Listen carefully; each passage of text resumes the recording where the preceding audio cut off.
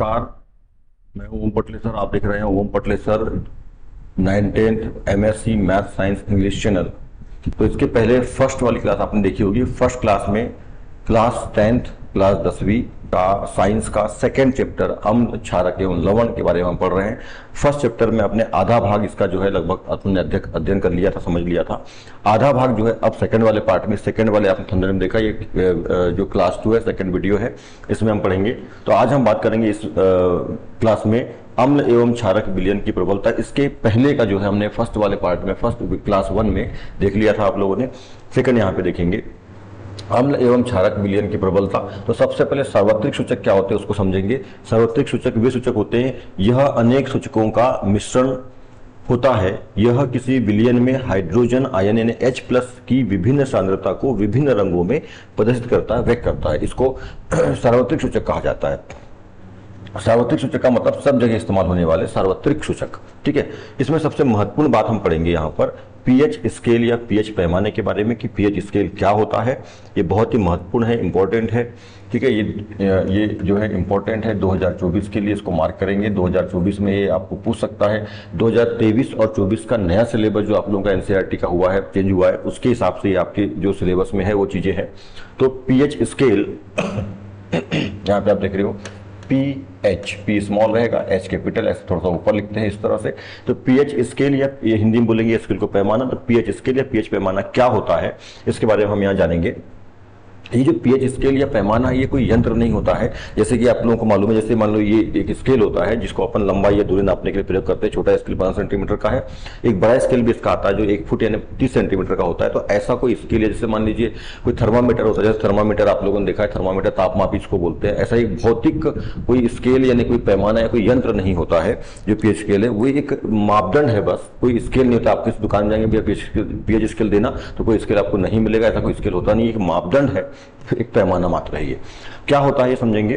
किसी विलयन में उपस्थित हाइड्रोजन आयन यानी H+ आयन की सांद्रता ज्ञात करने के लिए एक पैमाना, एक स्केल विकसित किया गया वैज्ञानिकों द्वारा, जिसे पीएच स्केल कहते हैं। किसी भी विलयन में उपस्थित H+ आयन की सांद्रता, मतलब उसमें H+ आयन कितने हैं, ज्यादा है, कम है, वो पतला है, गाढ़ा है, कितनी उपस्थिति है, उसकी सांद्रता को जानने के लिए एक पैमाना बनाया गया, स्केल बनाया गया, एक मापदंड बनाया गया, जिसको पीएच स्केल कहते हैं।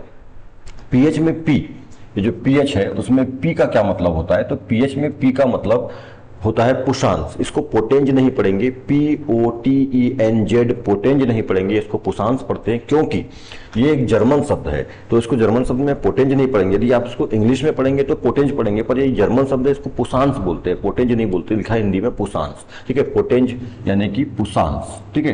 पोटेंज इंग्लिश में पढ़ेंगे इसको, पर ये इंग्लिश शब्द नहीं है, जर्मन शब्द है, इसको पुषांश पढ़ते हैं। जर्मन शब्द होता है जिसका अर्थ है शक्ति, ठीक है। जर्मन भाषा में, हिंदी भाषा में इसका अर्थ होता है शक्ति। और यदि इसको पीएच को आप इंग्लिश में पढ़ेंगे तो पीएच का अंग्रेजी में power of hydrogen, P for power और H for hydrogen, power of hydrogen, इसको हिंदी में अपन बोलेंगे हाइड्रोजन आयन की शक्ति होती है, ठीक है। यहाँ पे एक बात समझने वाली है, यहाँ पे इस बात को समझेंगे आप। एक अच्छी चीज यहाँ पे मैं बताता हूँ आप लोगों को कि देखिए यहाँ पे आपको लग रहा होगा कि ये इंग्लिश में लिखा हुआ है PA पोटेंज है, POTENZ, पोटेंज। ये तो इंग्लिश शब्द है, इसको पुषांश कैसे पढ़ेंगे। तो ये एक्चुअली जर्मन शब्द है, आप समझना। पर आपको लग रहा होगा यहाँ पे अल्फाबेट दिए हैं, ए से लेकर जेड तक के बीच के अल्फाबेट है POTENZ, ए से लेकर जेड तक। और ए से लेकर जेड तक जो अल्फाबेट्स होते हैं वो अंग्रेजी अल्फाबेट्स होते हैं, इसलिए अंग्रेजी है। तो ये अंग्रेजी शब्द नहीं है, ये जर्मन शब्द है। अंग्रेजी होता है इसका पावर ऑफ हाइड्रोजन। तो ये जर्मन शब्द है, ठीक है, जर्मन भाषा का शब्द है, अंग्रेजी भाषा का शब्द नहीं है। माना कि जो अंग्रेजी में अल्फाबेट 26 यूज होते हैं उसी में से यहाँ पर यूज हुए हैं POTENG, पर ये जर्मन शब्द है, इंग्लिश शब्द नहीं है। सेम उसी तरह से जैसे आप समझना हिंदी भाषा में हम किसी शब्द को बोलते हैं, जैसे मैं बोलूँ हिंदी भाषा में हमारा, ठीक है, हमारा। हिंदी भाषा में हमने कोई शब्द बोला हमारा, उसी को मैं यदि बोलूँ मराठी में, मराठी भाषा है, एक अलग भाषा लैंग्वेज है, उसमें हमचा बोला जाता है, हमचा, ठीक है। हमारा को क्या बोलते हैं, हमचा। हिंदी में जिस शब्द को हमारा कहा जाता है उसी को मराठी में हमचा कहा जाता है। अब देखिए यहाँ पे जो हमारा शब्द हमने इस्तेमाल किया, लिखा है, उसमें अंग्रेजी के वही अ से लेकर ज्ञानी तक जो 52 अक्षर होते हैं उन्हीं का इस्तेमाल हुआ है। ह, म उसमें आ की मात्रा, र उसमें आ की मात्रा, तो अ से लेकर ज्ञानी तक के शब्द का इस्तेमाल हुआ है। उन्हीं अ से ज्ञानी तक के हिंदी वर्णमाला का के अक्षरों का सब इस्तेमाल यहाँ पर भी हुआ है। देखो ह, म और च में आ की मात्रा, चा, हम, चा। तो इसका मतलब ये हुआ कि जो दोनों शब्द हैं ये हिंदी वर्णमाला जो है उसके अक्षरों से बने हैं, परंतु हमारा जो है वो हिंदी भाषा है और हमचा जो है मराठी भाषा है। सेम इसी प्रकार से, सेम इसी तरह से जो यहाँ पे शब्द आप देख रहे हो वो ए से जेड तक जो शब्द होते हैं वो अंग्रेजी के अल्फाबेट है 26, ठीक है, ए से जेड तक, उन्हीं का प्रयोग यहाँ पोटेंज के लिए किया गया है। परंतु ये भाषा जो है वो जर्मन है, ना कि अंग्रेजी है, ठीक है। अंग्रेजी में इसको आप पोटेंज पढ़ेंगे पर इसको हमको पुसांस पढ़ना होता है क्योंकि जर्मन शब्द है, और इसका हिंदी होता है शक्ति। अंग्रेजी में यदि पीएच का पूरा नाम आपको लिखना है तो पावर ऑफ हाइड्रोजन होता है, P for power, H for hydrogen, power of hydrogen. Hindi में इसका मतलब होता है हाइड्रोजन आयन की शक्ति, ठीक है। इस तरह से इस बात को समझेंगे। मतलब ये है, मैं ये कहना चाह रहा हूं कि जो अल्फाबेट्स हैं ए से जेड तक या अ से लेकर ज्ञानी तक हिंदी अल्फाबेट्स वर्णमाला है वो एक से अधिक भाषाओं में प्रयोग की जाती है। अ से लेकर ज्ञानी तक केवल हिंदी में नहीं, ये तमिल में, मराठी में या अन्य भाषाओं में। उसी प्रकार से ए से लेकर जेड तक केवल अंग्रेजी भाषा नहीं होती, जर्मन, फ्रेंच, ये जो अन्य भाषाएं होती इनमें भी उन्हीं अल्फाबेट्स का प्रयोग होता है, पर लिखने और बोलने का तरीका और जो भाषा होती है उनकी वो अलग अलग होती है, ठीक है। चलिए, तो यहाँ पे आपने देखा कि पीएच जो है वो क्या होता है, किसी भी विलयन में उपस्थित H प्लस आयन की सांद्रता, यानी कितने उसमें H प्लस आयन है, इसको जानने के लिए जिस स्केल का प्रयोग किया जाता है उसको बोलते हैं पीएच स्केल। और पीएच में पी का मतलब, क्योंकि जर्मन भाषा का शब्द है तो पुसांस होता है और इसका मतलब होता है पावर ऑफ हाइड्रोजन, हिंदी में बोलेंगे अपन हाइड्रोजन आयन की सांद्रता, ठीक है। आगे चलते हैं तो यहां पे आप देख रहे हैं अम्ल, उदासीन और क्षारक। अम्ल, उदासीन और क्षारक, तो अम्ल बीच में उदासीन और क्षारक, और यहाँ पे पीएच स्केल जो है पैमाना है उसको आप देख रहे हैं। ये भौतिक रूप से नहीं होता है, ठीक है, परंतु ऐसा माना जाता है। तो यहाँ पे देखिए जो सबसे जो जीरो मान है, 0 से लेकर के 14 तक इसमें अधिकतम अंक जो होते हैं, पाठ्यांक होते हैं, वो 0 से लेकर 14 तक होते हैं। बीच में आप देख रहे हैं यहाँ पे 7 है। इसको 3 भागों में, अपन 2 भागों में भी बांट लिया गया है, 0 से 7 तक और 7 से 14 तक। 0 से 7 के बीच में जिन विलयनों का पीएच मान आता है, पीएच मतलब hydrogen of power of hydrogen, जिन विलयन का पीएच मान 0 से 7 के बीच में आता है वो अम्ल होते हैं, ठीक है। ये देखो यहाँ पे दिख रहे हो आप, H प्लस आयन देते हैं, मतलब वो अम्ल होते हैं। और जिनका पीएच मान 7 से 14 के बीच में आता है वो होता है OH माइनस आयन, बोले तो वो होता है क्षारक। जिसका पीएच मान 7 से 14 के बीच में वो क्षारक, और जिसका पीएच मान 0 से 7 के बीच में वो अम्ल होते हैं, ठीक है। इसको हमने और भी जो 0 से 7 के बीच में मध्य मान ले लिया, 0 से 7 के बीच का मान जो है 3.5, 3.5, और 7 से 14 के बीच में 10.5 वाला मान भी ले लिया है। इसको इसलिए लिया हुआ है, 0 से 3.5 के बीच जिस विलयन का पीएच मान होगा वो प्रबल अम्ल, 3.5 से 7 के बीच जिस विलयन का पीएच मान होगा वो दुर्बल अम्ल, 7 से 10.5 के बीच में जिस विलयन का पीएच मान होगा वो दुर्बल क्षारक, और 10.5 से 14 के बीच जिसका पीएच मान होगा वो प्रबल क्षारक में आता है, प्रबल क्षारक कहलाता है, ठीक है। यहाँ पे आप ऊपर में देख रहे हैं तीर का चिन्ह इधर गया हुआ है, देखो ये तीर का चिन्ह इधर गया हुआ है। तो यदि आप 7 से 0 की तरफ जाते हैं पीएच मान में तो बढ़ती हुई अम्लीय प्रकृति, मतलब जैसे जैसे मतलब 7 से 0 की हो जाएंगे, मतलब जितना कम पीएच मान रहेगा उस विलयन की अम्लीय प्रकृति उतनी ज्यादा रहेगी। जितना कम पीएच मान रहेगा ज्यादा रहेगी, और जितना ज्यादा पीएच मान रहेगा, मतलब इधर बढ़ते जाएंगे इधर, तो उसकी कम होती जाएगी। मतलब 7 से 0 की हो जाने पर अम्लीय प्रकृति बढ़ती है और 7 से 14 की हो जाने पर क्षारकीय प्रकृति बढ़ती है, ठीक है। यहाँ पे आप देख रहे हैं, आप 7 से इधर चलने पर H प्लस आयन की सांद्रता में वृद्धि होती है, मतलब हाइड्रोजन आयन की सांद्रता बढ़ती है। मतलब यदि कोई विलयन है जिसका पीएच मान लीजिए 1 है, और यदि एक और विलयन है जिसका पीएच मान लीजिए 6 है, इसका मतलब यह हुआ कि यहाँ जो इसका पीएच मान 1 है उसमें हाइड्रोजन आयन की सांद्रता बहुत ज्यादा है, तुलनात्मक रूप से इसके, मतलब ये ज्यादा प्रबल अम्ल होगा और ये दुर्बल अम्ल होगा। उसी प्रकार से क्षार में भी होता है। यदि कोई क्षार का पीएच मान लीजिए यहाँ पे 8 है और कोई किसी क्षार का पीएच मान 14 है या मान लीजिए 13 है, तो यहाँ पे ये प्रबल क्षारकी होगा। इसका मतलब ये हुआ कि इसमें हाइड्रोजन जो आयन है इसमें बहुत कम मात्रा में होंगे ही नहीं, ठीक है, और इसमें यहाँ पे जो है थोड़ी सी मात्रा में होंगे, ठीक है। या अपन ऐसा बोलें, इसको OH माइनस में लिखें तो OH माइनस यहाँ पे बहुत कम मात्रा में होंगे, इन सांद्रता बहुत कम होगी, और यहाँ पर OH ये 13 है, यहाँ पे OH माइनस की सांद्रता बहुत ज्यादा होगी, ठीक है। तो इस तरह से अम्ल और क्षार को अपन पहचानते हैं और उनका ये पीएच मान है, पीएच स्केल है। ऐसा कोई स्केल होता नहीं है भौतिक रूप से, ये सब ऐसा मापदंड है, मानते हैं, ये ऐसे बना लिया गया है कि यदि पीएच मान इसके बीच में आए तो अम्ल होगा, क्षार होगा। और यदि जिसका पीएच मान 7 होता है, ध्यान रखेंगे, जिसका पीएच मान 7 है, केवल 7 ना, 7 से ना ही कम है, 7 से ना ही ज्यादा, यदि केवल 7 है तो वो होता है उदासीन प्रकृति का, मतलब वो होते हैं लवण। तो जिनका पीएच मान 0 से 7 के बीच है वो अम्ल, जिसका पीएच मान 7 है वो लवण यानी उदासीन प्रकृति, और 7 से 14 के बीच में तो क्षारक होता है। जितना कम पीएच मान होगा वो प्रबल अम्ल होगा, जितना ज्यादा पीएच मान होगा वो प्रबल क्षारक होगा। ठीक है, ये ध्यान रखिएगा। यानी प्रबल क्षार में H+ आयन की सांद्रता बहुत ज्यादा होती है, ठीक है, और प्रबल क्षारक, प्रबल अम्ल में H+ आयन की सांद्रता बहुत ज्यादा होती है, प्रबल क्षार में OH- आयन की सांद्रता बहुत ज्यादा होती है। ठीक है, इस तरह से ये पीएच स्केल होता है, जिससे हम किसी भी विलयन में अम्ल, क्षार और लवण को पहचानते हैं उसके पीएच मान के आधार पर। यहां पे कुछ नोट आप देख रहे हैं, दो नेगेटिव आपस में मिलकर के पॉजिटिव बनाते हैं, दो नेगेटिव बातें, दो नेगेटिव वाक्य, नकारात्मक वाक्य मिलकर एक पॉजिटिव सकारात्मक वाक्य बनाते हैं। और यहाँ पे एक और नोट दिख रहे हैं, हमारे पूरे देश यानी विश्व में जितने भी देश हैं, वैसे विश्व में जो है लगभग 245 देश हैं, जिनमें से 196 देश मान्यता प्राप्त। तो पूरे 245 जो है देश जो विश्व में है, उनकी टोटल जनसंख्या जो है लगभग 8 अरब है, जिसमें से भारत की जनसंख्या, भारत और चीन दो बड़े जनसंख्या वाले देश हैं, भारत और चीन, चाइना चीन, चीन हिंदी में बोलते हैं, इंग्लिश में चाइना बोलते हैं। ठीक है, ध्यान रखिएगा। तो इसमें इसकी जो जनसंख्या हमारी है ये लगभग 142 करोड़ जनसंख्या, लगभग ये मान लीजिए कि 1.5 अरब जनसंख्या तो लगभग हमारी ही देश की है, भारत की लगभग मान लिया मोटा मोटा तौर पर, और लगभग 1.5 अरब जनसंख्या जो है वो चीन की भी लगभग 1.5 अरब जनसंख्या, तो लगभग 3 अरब जनसंख्या, 8 अरब में 3 अरब जनसंख्या तो इन दो देशों की है। बाकी जो 243 देश बच गए, उनकी जनसंख्या मिलाकर के 243 की वो 5 अरब है। तो ये दो ही देश इतना बड़ा कंट्रीब्यूशन देते हैं जनसंख्या में, जिनकी जनसंख्या 8 अरब में से 3 अरब तो इन दो देशों की है, बाकी जो बाकी के देश है उनकी मिलाकर के 5 अरब, ऐसे मिला के 8 अरब जनसंख्या पूरे विश्व की है। ये बात में ध्यान रखेंगे। ठीक है, आगे चलते हैं। तो पीएच स्केल में आप देखो यहाँ पे कुछ चीजें देख रहे हैं, ये पीएच स्केल है 0 से 7, 7 से 14, और बीच में हमने 3.5 और 10.5 का मान भी लिया हुआ है। तो 7 से इधर वाले मतलब 0 से 7 के बीच वाले जो है वो अम्ल होते हैं, 7 से 14 के बीच वाले क्षारक होते हैं। ठीक है, 0 के करीब वाले जो मान है, मतलब इन दोनों के बीच के 0 3.5 के बीच के प्रबल अम्ल, 3.5 7 के बीच के दुर्बल अम्ल। ठीक है, इधर 7 से 10.5 के बीच के दुर्बल क्षारक, और 10.5 से 14 के बीच वाले प्रबल क्षारक होते हैं। यहाँ पे आप देख रहे हो ये HCl जो कि सबसे प्रबल अम्ल होता है। ठीक है, सबसे प्रबल अम्ल, इसका जो पीएच मान है वो लगभग 0 या 0.2 के लगभग होता है, तो बहुत ही प्रबल, सबसे प्रबल अम्ल, खट्टा अम्ल जो भी बोलते हैं, सबसे प्रबल अम्ल जो है HCl है। सबसे प्रबल क्षारक NaOH होता है, जिसका पीएच मान 14 होता है। ठीक है, HCl का पीएच मान 0, लगभग 0, और इसका जो पीएच मान है वो 14 होता है। ठीक है, तो इस तरह से ये अम्ल और क्षारक का पीएच स्केल है। इसके बारे में कुछ बातें और समझते हैं आगे।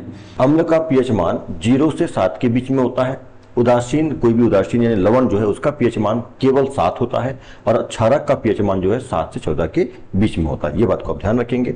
अब हम यहाँ पे कुछ सारणी दिख रहे हैं जो कि बहुत ही महत्वपूर्ण सारणी है, आपके बुक में सिलेबस में भी ये सारणी दी है, पर वहां पे काफी कम मान दिए हमने। आपकी अधिक जानकारी के लिए यहाँ पे बहुत सारे मान मतलब रखे हुए हैं। तो ये क्या सारणी है, कुछ प्राकृतिक अम्ल एवं उनके स्रोत, कुछ प्राकृतिक अम्ल और उनके स्रोतों की यहाँ पे सारणी आप देख रहे हैं। तो नीचे ले लेता हूँ, ये कुछ प्राकृतिक अम्ल और उनके स्रोत, ये सारणी आपको बुक में भी मिल जाएगी एनसीईआरटी में, पर वहां पे बहुत कम जो है अम्ल और उनके स्रोत दिए हुए हैं। ठीक है, पर यहाँ पे हमने कुछ को बढ़ाया हुआ है आपकी जानकारी के लिए। तो प्राकृतिक स्रोत की सारणी, इधर क्रमांक है और यहाँ पे अम्ल है। तो किन किन पदार्थों में या किन किन फलों में या पदार्थों में कौन कौन से अम्ल पाए जाते हैं और कितने प्रकार के अम्ल होते हैं, तो यहाँ पे सबके नाम आपको मिलेंगे। तो हम स्टार्ट करते हैं। सिरका व शराब, सिरका व शराब में कौन सा अम्ल होता है, तो एसिटिक अम्ल होता है।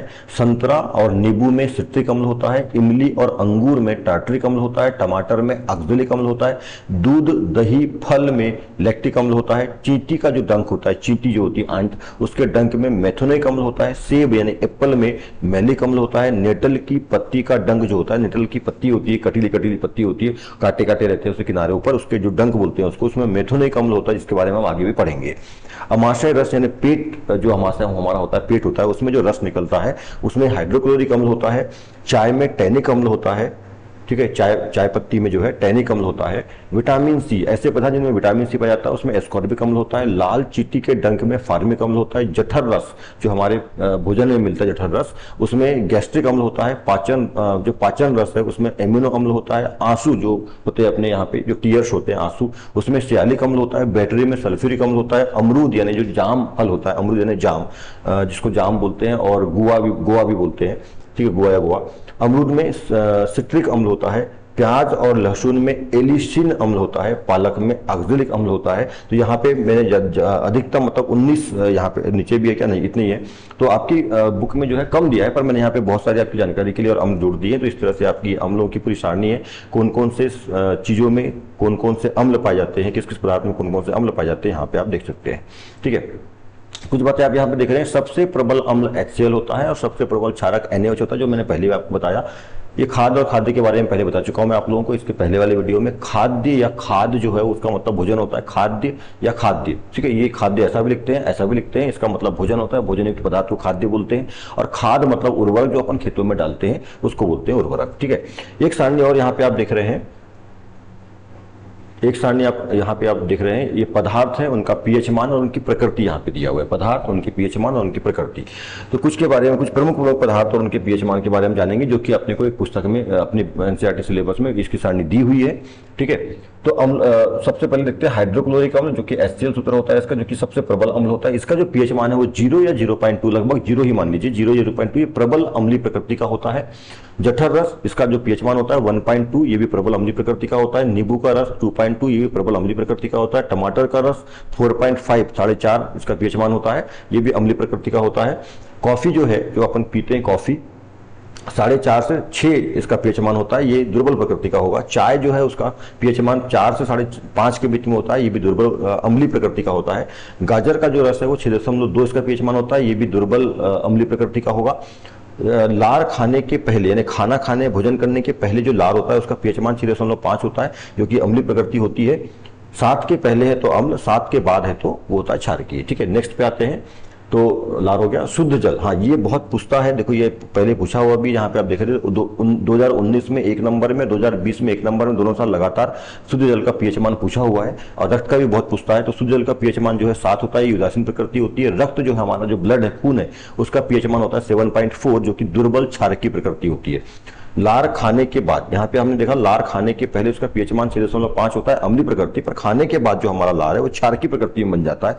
7.5 उसका पीएच मान होता है, दुर्बल क्षारकीय प्रकृति होती है। मिल्क ऑफ मैग्नीशिया, जिसका सूत्र होता है मैग्नीशियम हाइड्रोक्साइड, जिसका पीएच मान होता है 10, ये क्षारकीय प्रकृति होती है। मिल्क ऑफ मैग्नीशिया मतलब मैग्नीशियम का दूध जो होता है, सफेद सफेद सा होता है मैग्नीशियम का दूध, इसको मैग्नीशियम हाइड्रोक्साइड सूत्र होता है इसका। 10 पीएच मान होता है, 10 होता है, ये क्षारकीय प्रकृति होती है। सोडियम हाइड्रोक्साइड NaOH सबसे प्रबल क्षार होता है, इसका पीएच मान 14 होता है, सबसे प्रबल क्षारकीय प्रकृति इसकी होती है। तो ये सारणी अपने को दी हुई थी, आप ये सारणी जो है यहाँ से बना सकते हैं, पुस्तक में भी दी हुई है, पुस्तक में खाली है, यहाँ पे भर के दिया हुआ है, आप इसको स्क्रीनशॉट ले सकते हैं इसका पूरा, ठीक है, यहाँ से यहाँ तक का। और इसको जो है आप अपनी कॉपी में उतार सकते हैं, समझ सकते हैं, और ये 1 नंबर में काफी पूछता है, ठीक है। अब चलते हैं आगे। तो दैनिक जीवन में पीएच का महत्व क्या है, बहुत ही महत्वपूर्ण चीजें यहाँ पे पढ़ने वाले हैं। नया टॉपिक है, नेक्स्ट टॉपिक है दैनिक जीवन में पीएच का महत्व। तो सबसे पहले हम बात करेंगे पौधे एवं पशु के संबंध में पीएच मान, पौधे एवं पशुओं के संबंध में पीएच मान के बारे में बात करेंगे, ठीक है। तो पौधे और पशुओं से संबंधित पीएच मान क्या है समझेंगे। तो जीवित प्राणी केवल संकीर्ण पीएच मान में ही जीवित रह सकते हैं। मतलब क्या मतलब है इसका, संकीर्ण पीएच मान का मतलब, जैसे कि मान लीजिए किसी, कोई भी जो जीव है वो, जैसे मान लीजिए यहाँ पे मैं ले लूं कि 6 से 7 के बीच में, मतलब एक पाठ्यांक के अंदर, मतलब उनके जीवन में पीएच मान में ज्यादा परिवर्तन नहीं होना चाहिए। जैसे कभी किसी जीव का पीएच मान 6 है तो कभी 14 हो गया, तो कभी 0 हो गया, ऐसा संभव नहीं है। मतलब बहुत ही संकीर्ण पीएच मान के अंदर जीवन जो है चलता है जीवित प्राणियों का, ठीक है। तो संकीर्ण पीएच मान में ही जीवित रह सकते हैं। हमारे शरीर का पीएच मान, हमारे शरीर का, मानव के शरीर का पीएच मान जो होता है, याद रखिएगा, बहुत ही महत्वपूर्ण, ये पूछ सकता है 1 नंबर में कि हमारे मानव शरीर का, यानी मनुष्य के शरीर का पीएच मान कितना होता है। तो 7 से 7.8, या अपन मोटा मोटा बोल सकते हैं कि 7 से 8, 7.8 का मतलब 8 मान लीजिए। तो हमारे मानव के शरीर का जो पीएच मान है वो 7 से 8, मतलब क्षारकीय प्रकृति का होता है, दुर्बल क्षारक होता है। 7 वाला जो है उदासीन, 7 से 8 दुर्बल क्षारकीय प्रकृति हमारे शरीर की होती है, हम क्षार प्रकृति का हमारा शरीर होता है। तो 7 से 8, 7 से 8 मैंने बोला ना, एक अंक का जो है, जो एक अंक के बीच में ही संकीर्ण पीएच मान, मतलब एक अंक के बीच में ही पीएच मान किसी भी जीवित प्राणी का हो सकता है। तो हमारे शरीर का जो पीएच मान है वो 7 से 8 होता है, ध्यान रखिएगा, ठीक है। 7 से 8 के बीच में होता है, जो कि क्षारकीय प्रकृति, दुर्बल क्षारकीय प्रकृति होती है। अम्लीय वर्षा क्या होता है अपन आगे देखेंगे। अम्लीय वर्षा ये बहुत पूछ सकता है, ठीक है, इंपॉर्टेंट है, 1 नंबर में आ सकता है, ये 2 नंबर 3 नंबर क्वेश्चन में आ सकता है। अम्लीय वर्षा क्या है, ठीक है। वर्षा के जल का पीएच मान जब 5.6 से कम हो जाए, वर्षा के जल का पीएच मान 7.6 से 5.6 से कम हो जाता है तो ऐसी वर्षा को अम्लीय वर्षा कहते हैं। अब सबसे बड़ी बात यह है कि जो जल का पीएच मान है, हमने इसके पहले भी पढ़ा, जो जल का पीएच मान है वो कितना होता है, 7 होता है, मतलब जल उदासीन प्रकृति का होता है।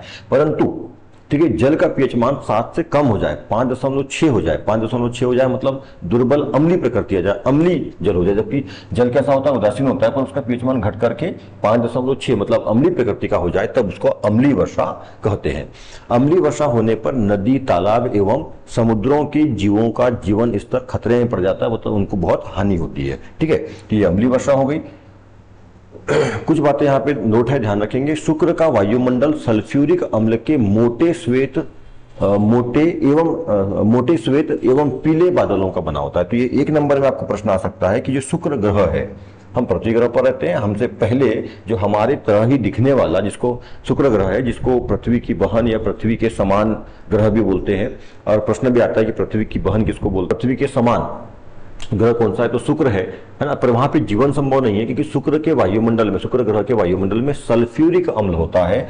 ऑक्सीजन, कार्बन डाइऑक्साइड या अन्य गैस जो हमारे वायुमंडल में वो नहीं होती है, वहां पे सल्फ्यूरिक अम्ल होता है। सल्फ्यूरिक अम्ल की मोटे सफेद और पीले जो है बादल वहां पर है, वहां पे जीवन संभव नहीं है। और आपको मालूम है सबसे चमकीला जो ग्रह होता है वो शुक्र ही होता है, शुक्र ही है, ठीक है। पर पृथ्वी के लगभग पृथ्वी के आकार का है, पृथ्वी के समान उसकी काफी कुछ गुण जो है पृथ्वी जैसे हैं, और मुख्यतः जो आकार है वो पृथ्वी के समान है, इसलिए इसको पृथ्वी की बहन है। आगे देखेंगे कौन सा ग्रह हमारी मासी है, तो यहाँ पे कौन सी ग्रह हमारी मासी है, मासी मतलब माँ के समान है, तो वो शुक्र ग्रह आता है। पृथ्वी की बहन भी इसको बोलते हैं, ठीक है, ध्यान रखिएगा। चलिए नेक्स्ट नोट पे आते हैं। यहाँ पे नोट आप देख रहे हैं, शुक्र ग्रह का वायुमंडल सल्फ्यूरिक अम्ल यानी H2SO4 के मोटे सफेद और पीले बादलों से बना है। शुक्र ग्रह पर जीवन संभव नहीं है, वही बात जो आपने सामने लिखी।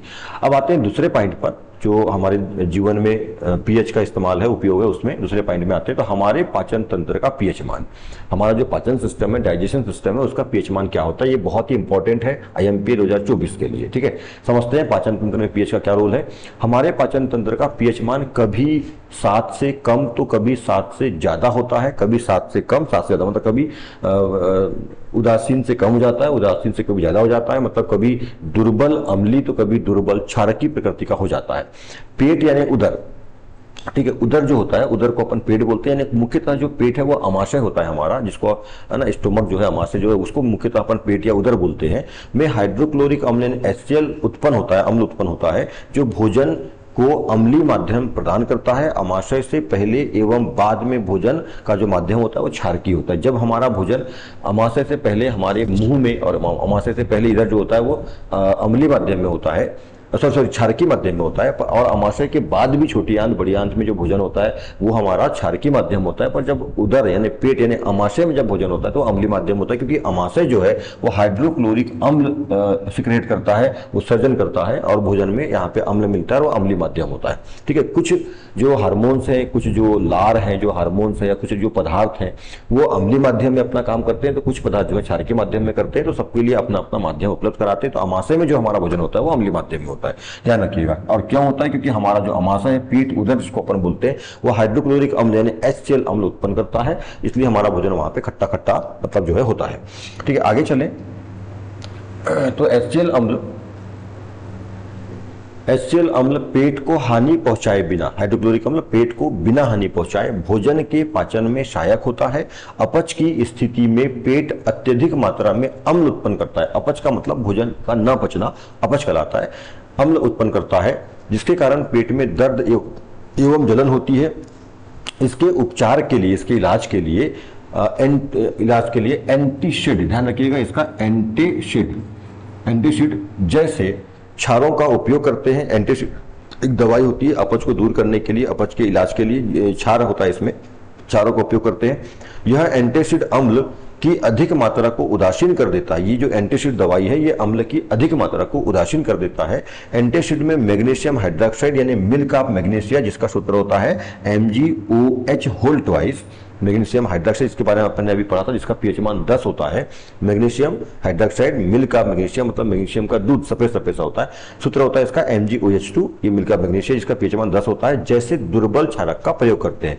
कभी आपको प्रश्न आ सकता है कि आता है 1 नंबर में कि अपच के लिए किस औषधि का प्रयोग करते हैं, तो एंटासिड याद रखिएगा। और एंटासिड में होता क्या है, मतलब कैसे मिलकर बनता है वो, तो मैग्नीशियम हाइड्रोक्साइड दुर्बल क्षार होता है उसके अंदर, जो अम्ल, देखो अपने पहले पढ़े कि अम्ल क्षार को और क्षार अम्ल को उदासीन कर देता है। तो जब अम्ल की मात्रा हमारे शरीर में बढ़ जाती है तब अपच, जब अपच होता है हमको, मतलब हमारा हम जब पूरे गले तक भोजन कर लेते हैं, ज्यादा मात्रा में भोजन कर लेते हैं, तो भोजन पच नहीं पाता है, अपच की स्थिति बन जाती है और वहां अम्ल की मात्रा बढ़ जाती है। क्योंकि जो अभी हमने पहले पढ़ा कि जो हमारा आमाशय है वो अम्ल सिक्रेट करता है, ठीक है, अम्ल उत्पन्न करता है, उसकी आमाशय की दीवारों से अम्ल निकलता है जो भोजन में ठीक से मिल नहीं पाता है, तो वो दीवारों के किनारे किनारे जो HCl अम्ल है वो जलन और दर्द पैदा करता है। उसको दूर करने के लिए एंटासिड नाम की दवा का इस्तेमाल करते हैं, जिसमें क्षार होता है। कौन सा क्षार? Magnesium hydroxide. तो अम्ल को क्षार उदासीन कर देता है और जलन और दर्द में हमको आराम मिलता है और भोजन भी हमारा डाइजेस्ट हो जाता है, पचता है। तो इस तरह से ये बातें हैं, ठीक है। तो पीएच का हमारे पाचन तंत्र में ये रोल होता है। नेक्स्ट आते हैं अपन अब अगली बात, पीएच परिवर्तन के कारण दंत क्षय, और 2023 में 4 नंबर में ये पूछा हुआ है। लास्ट ईयर 2024 का पेपर देंगे तो 2023 में, लास्ट ईयर इसके जस्ट पहले में, लास्ट ईयर 2023 में 4 नंबर में ये प्रश्न आपको पूछा हुआ था। पीएच परिवर्तन के कारण दंत क्षय क्यों होता है, समझेंगे। मुंह के पीएच का मान 5.5 से कम होने पर, हमारे मुंह का जो पीएच मान है वो 5.5 से कम होने पर दांतों का क्षय यानी संक्षारण होने लगता है, दांत हमारे खराब होने लगते हैं। वैसे हमारे दांतों में यानी मुंह की जो प्रकृति होती है वो क्षारीय होती है। हमारा जो थूक है जिसको अपन लार बोलते हैं वो झाग वाला होता है, तो क्षारीय प्रकृति होती है हमारे मुंह की। पर हमारे मुंह की का पीएच मान, क्षारीय का मतलब 7 से ऊपर होना चाहिए, परंतु यदि 5.5 से नीचे आ जाए, मतलब अम्लीय हो जाए, दुर्बल अम्लीय हो जाए, तो ऐसी स्थिति में हमारे जो दांत है वो खराब होने लगते हैं, संक्षारण होने लगता है उसमें। दांतों का इनेमल, जिसको अपन हिंदी में बोलते हैं, दांतों का जो इनेमल है, इनेमल उसको हिंदी में बोलते हैं दंतवल्क, हिंदी में कहते हैं दंतवल्क, इंग्लिश में बोलते हैं इनेमल, कैल्शियम हाइड्रोक्सी एपेटाइट का बना होता है। हमारे दांतों के ऊपर जो सबसे कठोर भाग जो होता है हमारे शरीर का, सबसे कठोर भाग वो होता है इन दांतों का इनेमल। हमारे दांतों के ऊपर जो परत है सफेद सफेद जो दिखती है वही इनेमल है, जिसको हिंदी में दंतवल्क कहते हैं। ये कैल्शियम हाइड्रोक्सी एपेटाइट का बना होता है। इनेमल शरीर का सबसे कठोर पदार्थ, देखो यहाँ पे इनेमल शरीर का सबसे कठोर पदार्थ होता है, ध्यान रखिएगा। 1 नंबर है, पूछ सकता है कि मानव शरीर का या जंतुओं के शरीर का सबसे कठोर पदार्थ कौन होता है, तो वो होता है इनेमल, जो कि हमारे दांतों के ऊपर की परत होती है, ठीक है। आगे देखते हैं, मुंह में उपस्थित बैक्टीरिया भोजन के बाद मुंह में चिपके हुए शर्करा खाद्य पदार्थ यानी शर्करा युक्त भोजन जो है का निम्नीकरण करते हैं, उसको छोटे छोटे टुकड़ों में बांटते हैं, सरल करते हैं, उसको निम्नीकरण करते हैं और अम्ल उत्पन्न करते हैं, अम्ल बनाते हैं, ठीक है। जो हमारे मुंह में बैक्टीरिया होते हैं वो भोजन को तोड़ करके छोटे रूप में, छोटे छोटे टुकड़ों में तोड़ते हैं, सरल करते हैं और अम्ल उत्पन्न करते हैं। इससे हमारे भोजन की प्रकृति जो है अम्लीय हो जाती है, ठीक है। अम्ल उत्पन्न करते हैं। भोजन करने के बाद मुंह साफ करने से इससे बचा जा सकता है। मुंह की सफाई के लिए क्षारकी दंतमंजन एवं पेस्ट का उपयोग करने से अम्ल की अधिक मात्रा को उदासीन किया जा सकता है, जिससे दांत खराब नहीं होते हैं।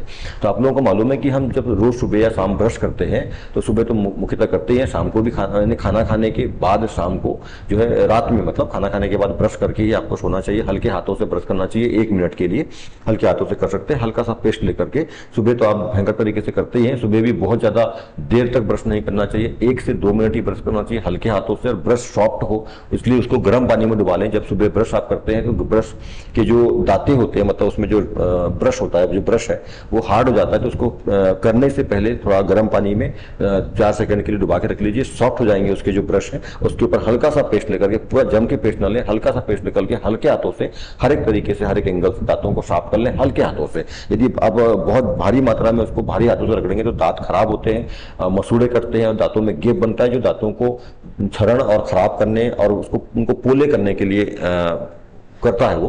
तो ब्रश का प्रयोग बहुत ज्यादा या पेस्ट का प्रयोग भी बहुत ज्यादा नहीं करना चाहिए। और खाना खाने के बाद दांतों की अच्छी सफाई करिए ताकि उसमें कोई कण वगैरह ना रहे, जिससे दांत आपके खराब ना हो, अच्छे बने रहें। तो बहुत ज्यादा पेस्ट और ब्रश का बहुत सख्ती से प्रयोग नहीं करना चाहिए, हल्के हाथों से करना चाहिए, ठीक है।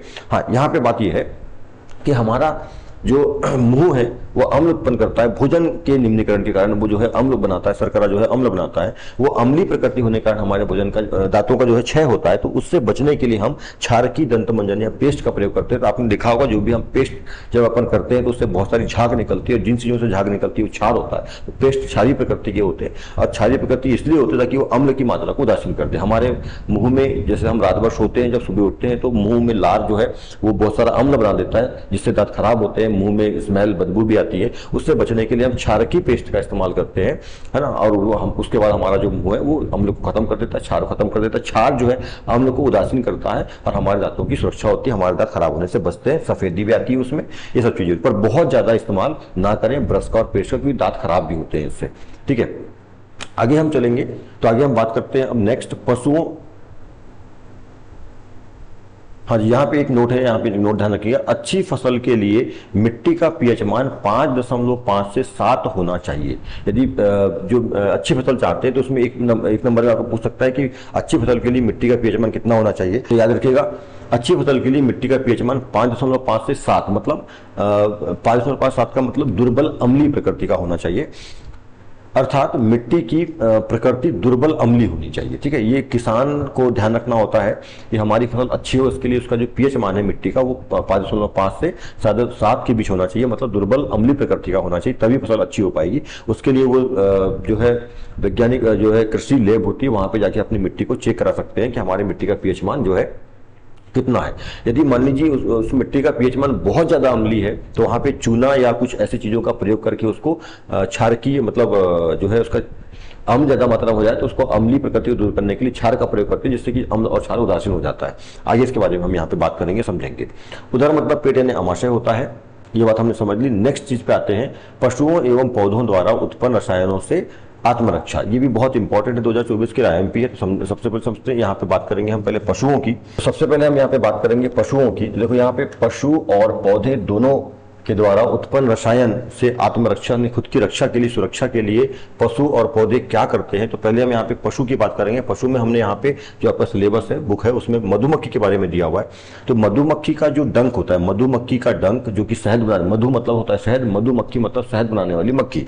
ठीक है, और ये फीमेल होती है, मक्खी होती है जो शहद को जमा करती है। और जो मधुमक्खा यानी जिसको अपन ड्रोन बोलते हैं इंग्लिश में, जो आजकल जो ड्रोन का प्रयोग करते हैं वो मधुमक्खा के नाम पे रखा गया है। मधुमक्खा मतलब ड्रोन और मधुमक्खी मतलब बी होती है। मधुमक्खी शहद जमा करती है, उस शहद की सुरक्षा छत्ते में बैठकर मधुमक्खा यानी ड्रोन करता है।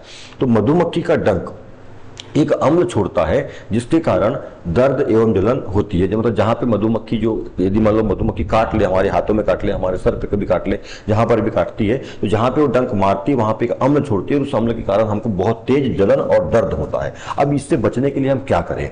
ठीक है, तो यहाँ पे बात है कि पशु अपने आत्मरक्षा में रसायन छोड़ते हैं। तो कौन सा रसायन छोड़ते हैं, तो अम्ल जो है, मधुमक्खी का डंक जो है अम्ल छोड़ता है, मधुमक्खी अम्ल छोड़ती है अपनी सुरक्षा में, और उस अम्ल के कारण हमारे शरीर में दर्द और जलन होता है। उससे उपचार हम कैसे करेंगे, तो डंक मारे गए अंग पर, जिस स्थान पर डंक मारा है मधुमक्खी ने, बेकिंग सोडा मतलब खाने का सोडा जो होता है, इसके बारे में हम आगे बात करेंगे।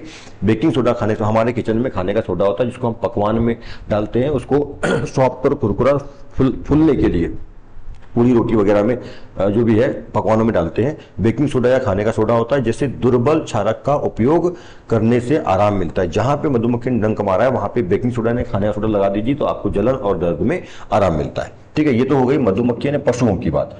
अब हम बात करेंगे पौधे की। ठीक है, तो पौधे में आपके सिलेबस में दिया हुआ है नेटल का पौधा, जिसके बारे में हमने पहले भी सारणी में पढ़े थे। नेटल एक छोटा सा झाड़ी होती है, झाड़ी वाला पौधा होता है। ठीक है, नेटल पौधे की पत्तियों के डंक में मेथिनोइक अम्ल पाया जाता है, जो हमने सारणी में भी पहले पढ़ा था। मेथिनोइक अम्ल होता है, ये नेटल एक झाड़ीनुमा पौधा होता है छोटा, उसकी पत्ती कटीली कटीली पत्ती होती है, उसमें कांटे जो होते हैं उसी को डंक कहते हैं। उन डंक में मेथिनोइक अम्ल पाया जाता है, और जब भी हमारे शरीर से वो पत्ती टकराती है तो रगड़ने से शरीर में जलन और दर्द होता है। जिस स्थान पे वो पत्ती टकराती है, पैरों में जैसे लग गई मान लीजिए, तो वहां पे जलन और दर्द होगा। तो उसका उपचार हम कैसे करेंगे, तो उसका उपाय, उसका उपचार है नेटल के पौधों के आसपास ही डाक, ध्यान रखिएगा किसका पौधा, डाक का, नेटल का जहां पौधा है उसी के आसपास में जो है डाक के पौधे होते हैं, डाक के पौधे पाए जाते हैं। डाक नाम होता है नेटल का पौधा, डाक का पौधा। यदि नेटल के पौधे की पत्ती छू जाए तो जलन होगी, उससे बचने के लिए उसी के आसपास में डाक के पौधे होते हैं, डाक के पौधे की पाए जाते हैं। इन डाक पौधों की पत्तियों को रगड़कर उस स्थान पर लगाने से जलन एवं दर्द में आराम मिलता है। देखो ये यहाँ पे एक बड़ी अच्छी बात आ रही है। हम कई बार पढ़ते हैं कि किसी भी प्रश्न का जो उत्तर होता है, किसी भी प्रश्न का उत्तर उसी प्रश्न में होता है, या हम ऐसा बोलें कि किसी भी समस्या का जो समाधान है उसी समस्या में छुपा होता है। समस्या का जो समाधान है उसी समस्या में छुपा होता है, प्रश्न का उत्तर उसी प्रश्न में होता है। बस बात इसकी है कि इसको समझना है कि समझने की क्षमता सबके अंदर नहीं होती है। जो विशेष अध्ययन करते हैं, जो विशेष मेहनत करते हैं, जो ध्यान देते हैं, वही समस्या को समझ पाते हैं। अपन बोलते हैं ना कि प्रश्न का उत्तर जो है प्रश्न में छुपा है, समस्या का जो हल है, समस्या का समाधान है वो समस्या में ही है। तो आपको समस्या को सबसे पहले समझना होता है। जब कोई मरीज डॉक्टर के पास जाता है कि इस मरीज को समस्या हो, तो डॉक्टर सबसे पहले मरीज को पूछता है कि भैया क्या समस्या है। उसकी समस्या, वो अपनी समस्या बताता है, डॉक्टर उसकी समस्या को ध्यानपूर्वक सुन के समझते हैं और उसके बाद उसको उसका इलाज उपचार जो है प्रोवाइड कराते हैं। तो उसी प्रकार से जब भी हम किसी प्रश्न को बनाते हैं, चाहे वो मैथ्स का हो, साइंस का हो, किसी भी विषय का प्रश्न हो, या जीवन में कोई भी समस्या आती है, तो पहले उस समस्या, उस प्रश्न को ध्यान से समझिए, उस पर विचार कीजिए, ये समस्या क्यों उत्पन्न हुई है, कैसे उत्पन्न हुई है, और जब आप समस्या या प्रश्न को जब ध्यान से समझेंगे और उसमें क्या दिया है, क्यों ये समस्या उत्पन्न हुई है, तब उसका आप आंसर या उसका समाधान निकाल पाएंगे बड़ी आसानी से और चीजों को अच्छे से कर पाएंगे। तो ये ध्यान रखिएगा। तो वही यहाँ पे चीज है कि जहां पे नेटल का पौधा है, जहां पे नेटल का पौधा है वहीं उसके आसपास ही डाक का पौधा है। मतलब जहां नेटल का पौधा है उसी के आसपास में डाक का पौधा है। मतलब जहां समस्या है वहीं पे उसका समाधान भी है। ठीक है, ये बिल्कुल नेचर में ऐसा ही होता है, प्रकृति में हमारे ऐसा ही है कि जहां समस्या है वहीं समाधान है। पर बस इंसान चाहिए वो वैसा कि जो समस्या में से समाधान को निकाल ले, प्रश्न में से उत्तर को ढूंढ ले। बस वो क्वालिटी आपको अपने अंदर डेवलप करनी है। ठीक है, तो ये उपचार हो गया। अब चलते हैं आगे। प्रश्न नंबर जो अभ्यास का चौथा प्रश्न है, बहुत ही इंपॉर्टेंट प्रश्न है ये भी। देखिए क्या प्रश्न है। कोई किसान खेत की किस परिस्थिति में बिना बुझा हुआ चूना, यानी कैल्शियम ऑक्साइड जिसको बोलते हैं, बिना बुझा हुआ चूना कैल्शियम ऑक्साइड, बुझा हुआ चूना यानी कैल्शियम हाइड्रोक्साइड, या चाक मतलब कैल्शियम कार्बोनेट का उपयोग करेगा। कोई किसान खेत की किस परिस्थिति में, किस स्थिति में इन चीजों का प्रयोग करता है। तो देखिए अभी मैंने आपको बताया था पहले, वही उत्तर यहाँ पे है। जब खेत की मृदा यानी मिट्टी अधिक अम्लीय हो जाती है, यानी 7 से कम हो जाए उसका पीएच मान, तो उस स्थिति में किसान बिना बुझा हुआ चूना यानी कैल्शियम ऑक्साइड, ठीक है, चूना जो होता है, जो हम खाने वाला चूना है उसी को बोलते हैं बिना बुझा चूना, कैल्शियम ऑक्साइड, जिसको अपन पान वगैरह में जो लगा के लोग खाते हैं, ठीक है, या कुछ गुटखा वगैरह जो होता है उसमें खाते हैं, पान गुटखा वगैरह में खाते हैं जो चूना, वो कैल्शियम ऑक्साइड यही सूत्र है उसका चूने का। बुझा हुआ चूना मतलब कैल्शियम हाइड्रोक्साइड, जिसको चूने का पानी भी बोलते हैं। कैल्शियम कार्बोनेट मतलब जो चाक वगैरह होती है, जो चूना का जो गड़िया जो आता है वो कैल्शियम कार्बोनेट, देखो सूत्र होता है CaCO3, कैल्शियम कार्बोनेट, चाक वगैरह में होता है, संगमरमर वगैरह इसी से बनता है, का उपयोग करेंगे। ठीक है, कब करेंगे? जब खेत की मृदा यानी मिट्टी ज्यादा अम्लीय हो जाती है, उस अम्लीयता को दूर करने के लिए इन चीजों का प्रयोग करते हैं, चूना वगैरह उसमें डालते हैं। यहाँ पे एक नोट आप देख रहे हैं, हमारे शरीर का सबसे कठोर पदार्थ दांतों का इनेमल होता है। यह इनेमल कैल्शियम हाइड्रोक्सी एपेटाइट का बना होता है। तो ये बात हमने पहले भी समझ लिया था। यदि एक नंबर में क्वेश्चन आता है कि हमारे शरीर का सबसे कठोर पदार्थ या कठोर भाग कौन सा होता है, तो वो होता है इनेमल, जो कि हमारे दांतों के ऊपर की परत होती है। अब आते हैं नेक्स्ट टॉपिक जो है, नया टॉपिक। अभी तक हमने जो भी कुछ पढ़ा, ठीक है, फर्स्ट वाली वीडियो में और इस वीडियो में आके वो अम्ल और क्षारक के बारे में था। अब हम शुरू करेंगे एक नया टॉपिक, लवण, मतलब उसी के अंतर्गत, क्योंकि जो अध्याय है चैप्टर 2 है उसमें अम्ल, क्षार, लवण तीनों चीजें हैं। तीनों चीजें, तो तीनों में से अम्ल और क्षार के बारे में हमने अभी तक पढ़ा। अब बात करेंगे लवण की। नया टॉपिक लवण।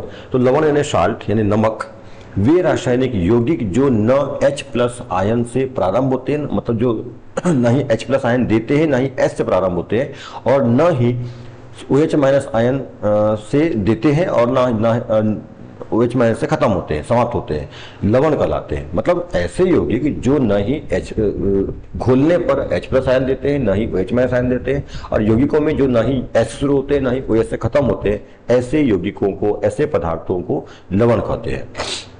ये स्वाद में नमकीन होते हैं और अम्ल और क्षारक की आपसी क्रिया से बनते हैं। देखो लवण जो है अम्ल, हमने उदासीनीकरण अभिक्रिया पढ़े थे इसी के फर्स्ट वाले वीडियो में, तो अम्ल और क्षारक की आपसी क्रिया से लवण बनता है। तो ये अम्ल और क्षारक की आपसी क्रिया से बनते हैं लवण।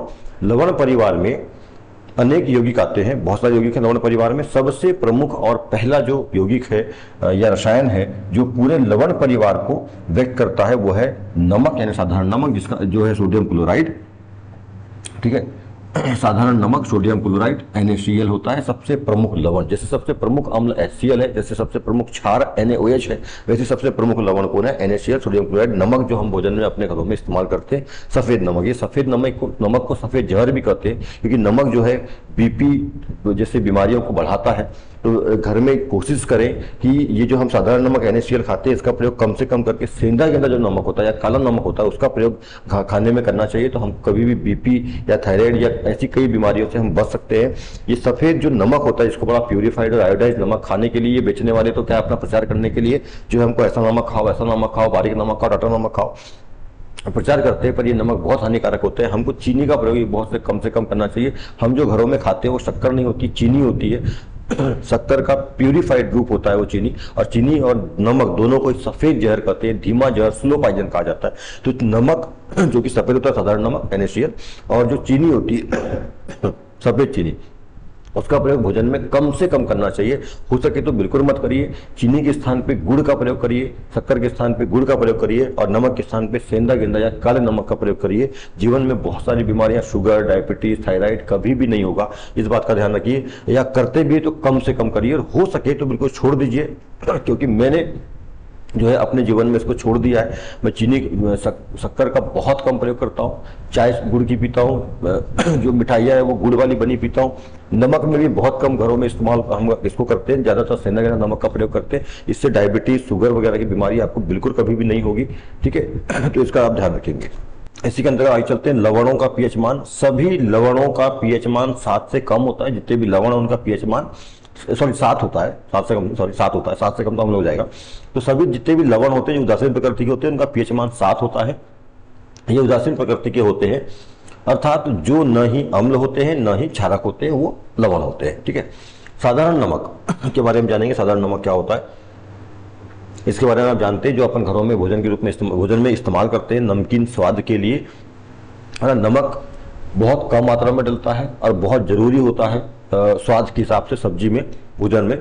यदि नमक की मात्रा बहुत ज़्यादा हो जाए तो भी भोजन खराब हो जाता है, बहुत कम हो जाए तो भी स्वादिष्ट नहीं होता है। नमक की पर्याप्त मात्रा होना बहुत जरूरी होती है। और मैंने जैसे पहले कहा कि जो हम सोडियम क्लोराइड नमक खाते हैं उसका प्रयोग ना करें, हो सकता है तो ना करें या कम से कम करें।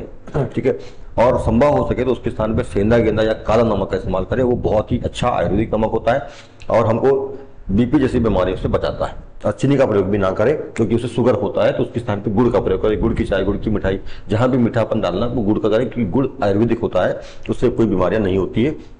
और गर्म तासीर का होता है तो अच्छा होता है शरीर के लिए। हमारा शरीर के अंदर का जो टेम्परेचर है वो बाहर के टेम्परेचर से ज़्यादा होता है, मतलब हमारे शरीर के अंदर की जो तासीर है, जो प्रकृति होती है वो गर्म ही होती है। तो गुड़ भी गर्म होता है, इसलिए वो ज़्यादा अच्छा होता है और आयुर्वेदिक होता है। उससे कोई बीमारियाँ बिल्कुल नहीं फैलती है, और जो भी बीमारियाँ हो सकती है उससे दूर हो जाती है। ठीक है, तो साधारण नमक के स्थान पर काला नमक या सेंधा गेंदा नमक, और चीनी के स्थान पर, शक्कर के स्थान पर जो है गुड़ का प्रयोग करें। इससे जीवन में बहुत सारे बीमारियों से आप बचेंगे, बहुत सारा पैसा बचेगा, सुखी रहोगे, अच्छा रहोगे। ठीक है, आजकल आधुनिक और शॉर्टकट में और दिखावे के चक्कर में हम लोग इन सब चीज़ों का प्रयोग करते हैं, पर हमारे जीवन में बहुत सारी लंबे समय के बाद, अभी तो नहीं, पर 40 साल 50 साल के बाद फिर इससे बहुत सारी दिक्कतें, बीमारियां और दवाई गोली में हमको जीना पड़ता है। तो इससे बचना चाहते हैं तो अभी से इसका इस्तेमाल बिल्कुल मत करिए, ये बिल्कुल जहर है, इनका प्रयोग कम से कम करिए। साधारण नमक हाइड्रोक्लोरिक अम्ल और सोडियम हाइड्रोक्साइड के विलयन की अभिक्रिया से बनता है। जो साधारण नमक है NaCl है, वो साधारण नमक हाइड्रोक्लोरिक अम्ल और अम्ल और क्षार की आपस में क्रिया से बनता है। नीचे रिएक्शन देखेंगे अपन इसको। इस लवण को सोडियम क्लोराइड कहते हैं। इसका उपयोग हम भोजन में करते हैं स्वाद के लिए, नमकीन स्वाद के लिए। यह सफेद रंग का क्रिस्टलीय पदार्थ होता है जिसका स्वाद नमकीन होता है, और ये हर एक घर में होता है। नमक के बारे में हम जानते हैं, ज़्यादा बताने की जरूरत नहीं है। इसका रिएक्शन देखते हैं। HCl जो अम्ल है सबसे प्रबल अम्ल है HCl जलीय विलयन रूप में रहेगा, सबसे प्रबल क्षार NaOH जलीय विलयन रूप में रहेगा। आपस में अम्ल और क्षार की क्रिया कराएंगे। देखो अम्ल और क्षार आपस में क्रिया करेंगे तो NaCl यानी ठोस अवस्था में क्रिस्टली सॉल्ट, सफेद क्रिस्टली सॉल्ट प्राप्त होगा और जल लिक्विड रूप में प्राप्त होता है ना। और तो इस तरह से जो है लवण यानी नमक प्राप्त होता है, हमको जल मिलता है। तो अम्ल और क्षार की क्रिया से लवण बनता है। तो यही तो क्रिया है उदासीनीकरण अभिक्रिया। अम्ल और क्षार की जब आपस में क्रिया होती है तो लवण बनता है, लवण उदासीन होता है, इसलिए उदासीनीकरण अभिक्रिया कहते हैं, जो हमने पहले पढ़ी हुई थी। तो जो नमक बनता है, उस नमक बनने की जो प्रोसेस है वो उदासीनीकरण अभिक्रिया ही है। अम्ल और क्षार आपस में मिलते हैं और लवण बनाते हैं, ठीक है। उदासीन प्रकृति, अम्ल और क्षार जब आपस में मिले तो उदासीन प्रकृति, लवण कैसा होता है, उदासीन प्रकृति का होता है, स्वाद में नमकीन होता है, तो लवण बनता है, जल बनता है। इस तरह से साधारण नमक प्राप्त होता है हमको। अब हम बात करते हैं खनिज लवण, ठीक है। ये खनिज लवण की बात कर रहा था। ये खनिज लवण बहुत अच्छा होता है, इसका इस्तेमाल खाने में करना चाहिए। खनिज लवण समुद्री जल में कई प्रकार के लवण घुले होते हैं। हजारों वर्षों पहले समुद्र का कोई हिस्सा, बड़ा हिस्सा सूख जाने से और मिट्टी की परतों से नीचे दब जाने के कारण जमीन के अंदर नमक की खदान यानी माइंस, खदान बन जाती है। इस नमक को खनिज नमक कहते हैं, जो कोयले के समान खनन कर यानी खोद कर प्राप्त किया जाता है। और इस नमक का प्रयोग जो हमको भोजन में करना चाहिए। ये नमक स्वास्थ्य के लिए बहुत अच्छा होता है, ठीक है। खनिज नमक, तो साधारण नमक अलग चीज है और खनिज नमक अलग चीज है। कुछ नोट यहाँ पे देखेंगे। मिट्टी का pH मान 7.2 होता है, मतलब मिट्टी क्षारकीय प्रकृति की होती है। बहुत ज्यादा अम्लीय प्रकृति हो जाती है, उसको क्षारक में बदलना होता है।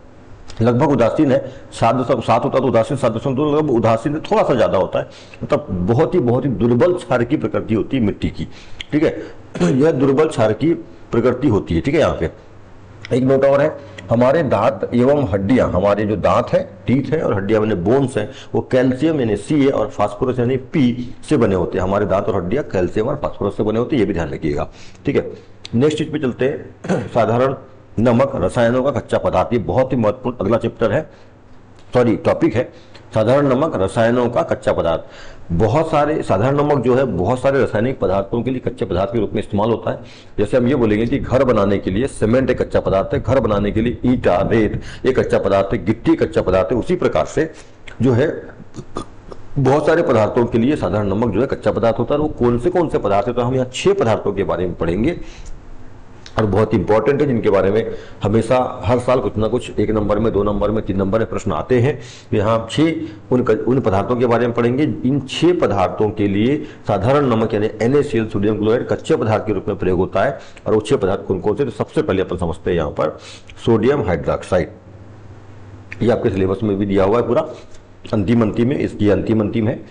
सोडियम हाइड्रोक्साइड जिसका सूत्र होता है NaOH, इसको कास्टिक सोडा या दाहक सोडा भी कहते हैं। सोडियम हाइड्रोक्साइड रासायनिक नाम है, सूत्र होता है इसका NaOH, इसको कास्टिक सोडा और दाहक सोडा भी बोलते हैं, है ना। और इसी के अंतर्गत हम क्लोर क्षार, ये क्लोरीन नहीं है, क्लोर क्षार अभिक्रिया या प्रक्रिया, ये बहुत ही महत्वपूर्ण है, जो कि IMP है। देखो मैंने सामने लिखा हुआ है यहाँ पे IMP दिखाया हुआ है बच्चे को, IMP है, इंपॉर्टेंट है 2024 के लिए। क्लोर क्षार अभिक्रिया बिल्कुल ये पूछ सकता है आप लोगों को 2024 में, क्लोर क्षार अभिक्रिया क्या है, इसी के अंतर्गत है। तो हम पढ़ रहे हैं इसके बारे में, तो थोड़ा समझें इसको बहुत ध्यान से। सोडियम क्लोराइड यानी नमक यानी NaCl, जो साधारण नमक अपन घरों में इस्तेमाल करते हैं। साधारण नमक जो है उसका सामान्य नाम नमक है, लवण परिवार में आता है, और उसका जो वैज्ञानिक नाम होता है या रासायनिक नाम होता है वो सोडियम क्लोराइड होता है, सूत्र होता है NaCl। सोडियम क्लोराइड नमक की जलीय विलयन में विद्युत धारा प्रवाहित करने पर, यानी करंट उसको देंगे, विद्युत धारा प्रवाहित करेंगे, जलीय विलयन में धारा प्रवाहित करेंगे, विद्युत धारा करंट देंगे, यह टूटकर सोडियम हाइड्रोक्साइड बनाता है। इस प्रक्रिया को क्लोर क्षार प्रक्रिया कहते हैं। ध्यान रखेंगे, इस प्रक्रिया को क्लोर क्षार प्रक्रिया क्यों बोलते हैं, अभी आगे देखिए। क्योंकि इससे क्लोर क्षार प्रक्रिया कहते हैं क्योंकि इससे बने उत्पाद क्लोरीन बनता है और सोडियम हाइड्रोक्साइड यानी क्षार बनता है, इसलिए क्लोर क्षार अभिक्रिया कहते हैं। एक बार फिर समझेंगे, सोडियम क्लोराइड यानी नमक के जलीय विलयन में विद्युत धारा प्रवाहित करने पर यह टूटकर सोडियम हाइड्रोक्साइड बनाता है। इस प्रक्रिया सोडियम हाइड्रोक्साइड बनाता है और क्लोरीन भी बनाता है। सोडियम हाइड्रोक्साइड और क्लोरीन दोनों बनता है, तो सोडियम हाइड्रोक्साइड और क्लोरीन बनाता है। इस प्रक्रिया को क्लोर क्षार प्रक्रिया कहते हैं, क्योंकि इससे बनने वाले उत्पाद क्लोरीन, यानी क्लोरीन का ले लिया शॉर्ट में क्लोर, क्लोरीन को शॉर्ट में क्या बोलेंगे, शॉर्ट में क्लोर बोलेंगे, और सोडियम हाइड्रोक्साइड एक क्षार होता है, इसलिए क्लोरीन का क्लोर और सोडियम हाइड्रोक्साइड क्षार है, तो क्षार, क्लोर क्षार अभिक्रिया। ठीक है, ऐसा बोलते हैं इसको। रिएक्शन में समझते हैं। देखिए यहाँ पे रिएक्शन है, बहुत ही इंपॉर्टेंट है ये। NaCl, ठीक है, NaCl के दोनों यहाँ पे लेंगे, नमक लवण है, ये जलीय विलयन रूप रहेगा। जलीय विलयन मतलब जल है, देखो ये जल है यहाँ पे, तो ये जल में नमक को घोलेंगे तो नमक का जलीय विलयन रूप बन जाएगा। तो नमक के जलीय विलयन में जब विद्युत धारा प्रवाहित करते हैं, मतलब उसमें करंट देते हैं, तो ये जो नमक है NaCl है, जल के साथ मिलकर के NaOH यानी सोडियम हाइड्रोक्साइड क्षार बनाता है। देखो क्षार है, ये दोनों बनेंगे इसके, क्लोरीन गैस के रूप में निकलती है, क्लोरीन गैस निकलती है। क्लोरीन का मतलब क्लोर शॉर्ट में बोलेंगे, और हाइड्रोजन गैस भी निकलती है। क्लोरीन गैस, हाइड्रोजन गैस निकलती है और NaOH बनता है। तो देखो क्या बन रहा है, क्लोरीन मतलब क्लोर बना और क्षार, तो क्लोर क्षार अभिक्रिया इसके नाम पर इसको। तो क्लोर क्षार अभिक्रिया क्या है, तो जब किसी नमक के विलयन में विद्युत धारा प्रवाहित करते हैं तो वो क्षार और क्लोरीन और हाइड्रोजन गैस उत्पन्न करता है। इस अभिक्रिया को क्लोर क्षार अभिक्रिया करते हैं। बहुत ही इंपॉर्टेंट अभिक्रिया है जो आपको प्रश्न में मतलब एग्जाम में आ सकता है। आगे चलते हैं। सोडियम हाइड्रोक्साइड यानी NaOH के उपयोग क्या क्या है, तो इसमें देखिए 4 उपयोग यहाँ पे दिए। कपड़े धोने, सोडियम हाइड्रोक्साइड यानी NaOH जो है क्षार होता है, प्रबल क्षार होता है। इसमें इसका उपयोग कहाँ करते हैं ध्यान रखना, तो कपड़े धोने का जो साबुन होता है या अपमार्जक यानी जो डिटर्जेंट पाउडर होता है, अपमार्जक होता है, उसमें इसका प्रयोग करते हैं। कागज बनाने वाली जो कारखाने कंपनियां हैं वहां पे इसका इस्तेमाल होता है। धातु एवं अन्य पदार्थों से तेल व ग्रीस हटाने में और कृत्रिम फाइबर यानी रेशे बनाने में भी इसका प्रयोग होता है। तो 4 उपयोग है। आगे चलते हैं, तो ये 4 उपयोग हो गए इसके। क्लोरीन यानी Cl2 के उपयोग देख लेते हैं। क्लोरीन के उपयोग क्या क्या है ये भी पूछता है। जल को स्वच्छ करने में यानी साफ करने में, जल के रोगाणु एवं कीटाणु मारने में। CFC क्लोरोफ्लोरोकार्बन, CFC का पूरा नाम क्या है, C4 क्लोरो, F4 फ्लोरो और C4 कार्बन, क्लोरोफ्लोरोकार्बन गैस बनाने में। क्लोरोफ्लोरोकार्बन जो गैस होती है वो ओजोन परत को नुकसान पहुंचाने के लिए जिम्मेदार है।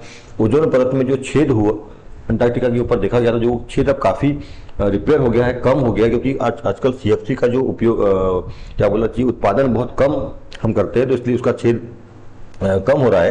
ये अच्छी बात है हमारे लिए कि अंटार्कटिका के ऊपर जो ओजोन परत में छिद्र बन गया था वो छिद्र भर रहा है, छेद भर रहा है, जिससे हमारी सुरक्षा होगी अल्ट्रावायलेट किरणों से।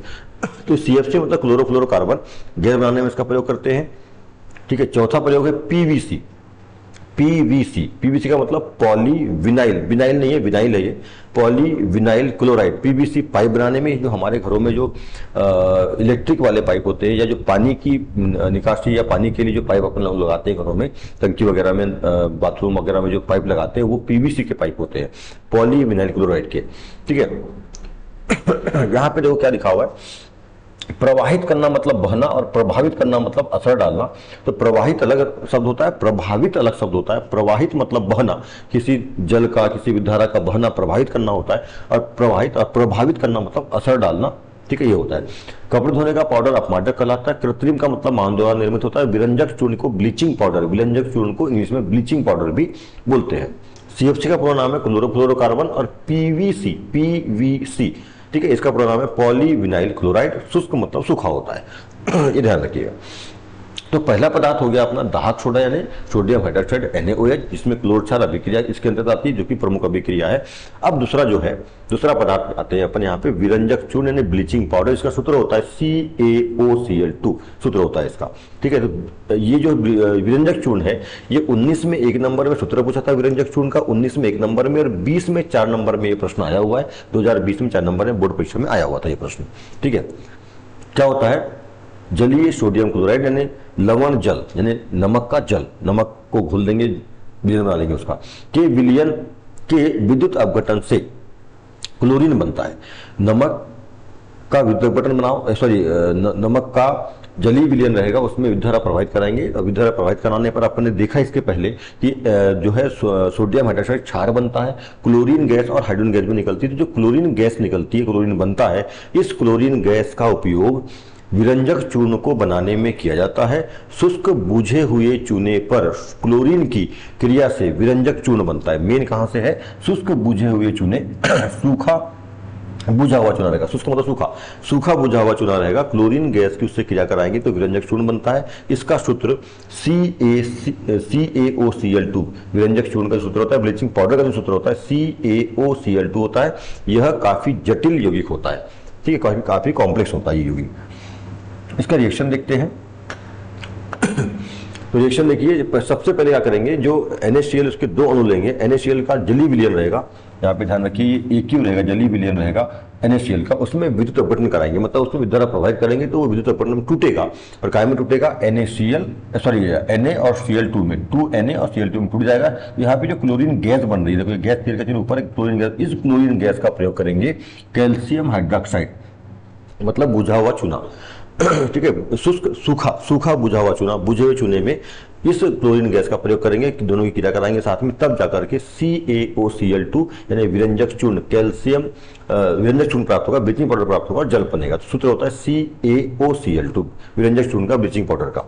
अब विरंजक चूर्ण क्यों बोल रहे हैं इसको? क्योंकि इसको किसी भी कलर्ड वस्तु पर, रंगीन वस्तु पर डालते हैं तो वो उसके रंग को खत्म कर देता है, उड़ा देता है, विरंजन कर देता है। विरंजक किसी भी वस्तु के, जैसे मान लीजिए कोई लाल गुलाब है, उसके ऊपर यदि आप विरंजक चूने ने पाउडर होता है, ब्लीचिंग पाउडर होता है, क्रिस्टल होता है, इसको डाल दोगे तो वो लाल गुलाब का रंग, लाल रंग उड़ जाएगा और वो कोई दूसरे और रंग में, काला पीला जैसा भी है, उस रंग में बदल जाता है, मतलब उसका रंग उड़ा देता है। यदि हरी पत्ती पर इस पाउडर को डालोगे तो हरी पत्ती का जो हरा रंग है वो उड़ जाता है, इसलिए इसको विरंजक बोलते हैं। विरंजक चूर्ण, ब्लीचिंग पाउडर, ब्लीच कर देता है एक रंग को। इसके उपयोग देखते हैं।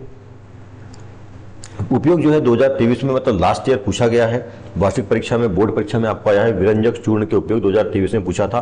क्या क्या उपयोग है? वस्त्र उद्योग यानी कपड़ा उद्योग में कपड़ों का रंग हटाने में, कागज बनाने की फैक्ट्रियों में, लॉन्ड्री में कपड़े साफ करने के, जो कपड़े साफ करने की लॉन्ड्री होती है, ठीक है, जो कीमती और महंगे कपड़े होते हैं, ठीक है, कोट होता है, ब्लेजर वगैरह, जो महंगे महंगे कपड़े होते हैं, उनको साफ करने के लिए लॉन्ड्री का उपयोग करते हैं, लॉन्ड्री में साफ करते हैं उसको, उसमें इसका प्रयोग करते हैं विरंजक चूर्ण का।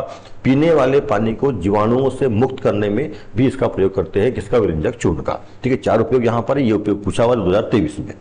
तो दूसरा ये हो गया। अब तीसरा जो पदार्थ है, 6 पदार्थों के बारे में हम पढ़ने वाले हैं, जो जिसमें नमक कच्चे पदार्थ के रूप में प्रयोग होता है। तो 2 पदार्थों के बारे में हमने पढ़ लिया। तीसरा पदार्थ अब जो है वो क्या है? तो तीसरा पदार्थ है बेकिंग सोडा, जिसको खाने का सोडा या सोडियम हाइड्रोजन कार्बोनेट उसका रासायनिक नाम होता है।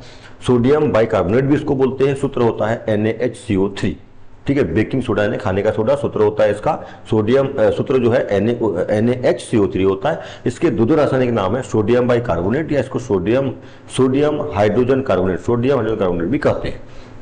बेकिंग सोडा बहुत इंपॉर्टेंट है हमारे घरों में, किचन में, रसोई घर में ये सोडा रहता है। पकवानों को मुलायम या फुलावदार, फुलाने के लिए या उसको थोड़ा क्रिस्पी बनाने के लिए जो है इसका प्रयोग करते हैं, ठीक है।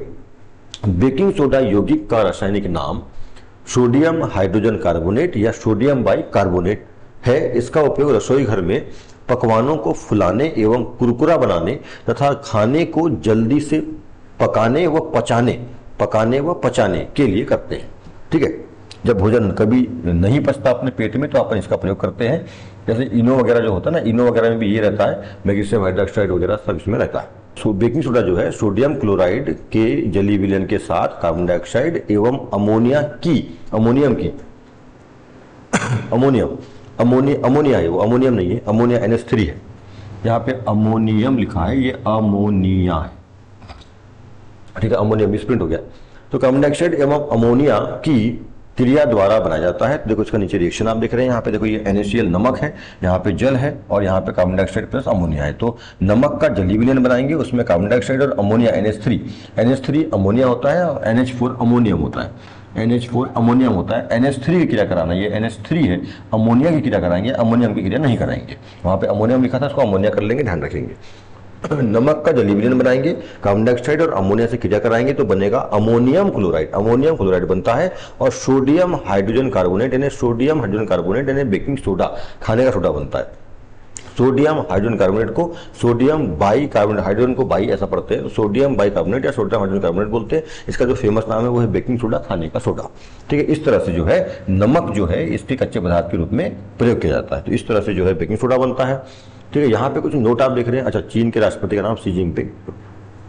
अब इसके उपयोग में देखते हैं तो बेकिंग सोडा का जो उपयोग है वो 19 में और 23 में, 2019 में बोर्ड परीक्षा में, 2023 में बोर्ड परीक्षा में पूछा गया है, मतलब लास्ट ईयर पूछा गया है।